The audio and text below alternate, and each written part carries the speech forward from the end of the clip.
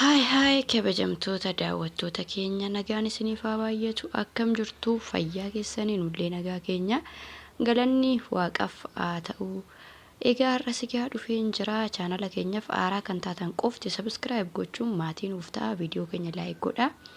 Har'a immoo booneen keessan ganamumaan kaatee qalbiin ishee maalirra jira yoo jettanii baargarii ganama bariidhaan ka'ee lafti kun yeroon kun ganama gaafan isiniin jedhu naannawaa sa'aatii afurii walakkaa wayiiti.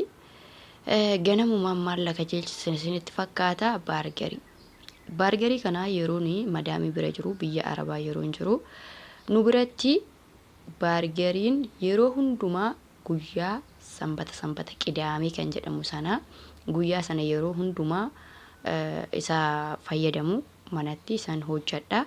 Baargariin yaadumattuyyuu foontu keessa kaa'ama sanaan alatti garuu chipsiidhuma dinnichaati. Egaa gaafa qidaamee sana sanbata sana baargariidha kan isaan fayyadamanii. Achitti garuu baay'een fayyadamaa ture dhugaa dubbachuudhaaf Beeruutitti.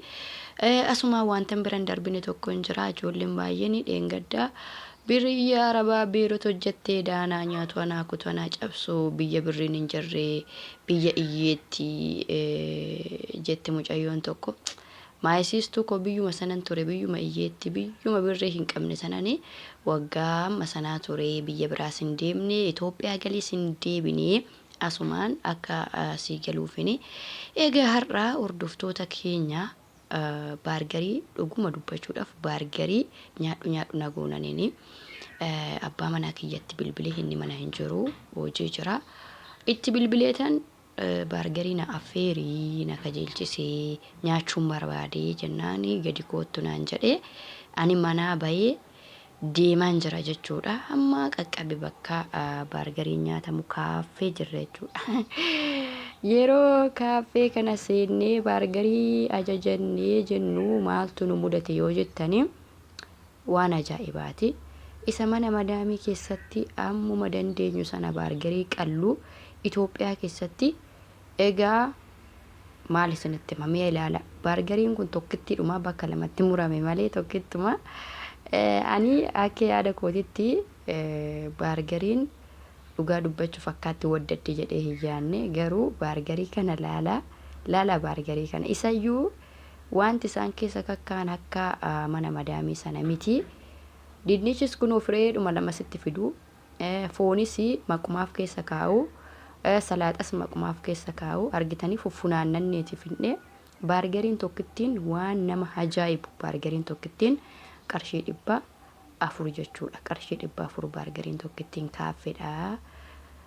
Baargarii lama nyaatte taanan immoo qarshii 700 lafa keessee baata. Baargarii lama nyaattee faantaa tokko waan ta'e dhudhuddee immoo qarshii 1000 ijashii xarapheessa irratti darbattee baata jechuudha Itoophiyaa keessatti. Abiibii qalliin hin jiru Itoophiyaa keessaa. Birri keessan walitti qabadhaa. Yeroo Itoophiyaa galtaa waa hedduudha. Kun amma baargarii tokkitti nyaanne kun akkanatti xaxxaragachaa jirra fuffunaanaa jirra kun ishee haftellee kun akkasittiin kaasaa jira. Daawwattoota keenya baay'ee na ajaa'ibe baargariin tokkittiin gatii sana ta'uun na ajaa'ibe kunoo mana bahee kaaffee dhaqee baargarii nyaadheen jira isiniin jedha gatii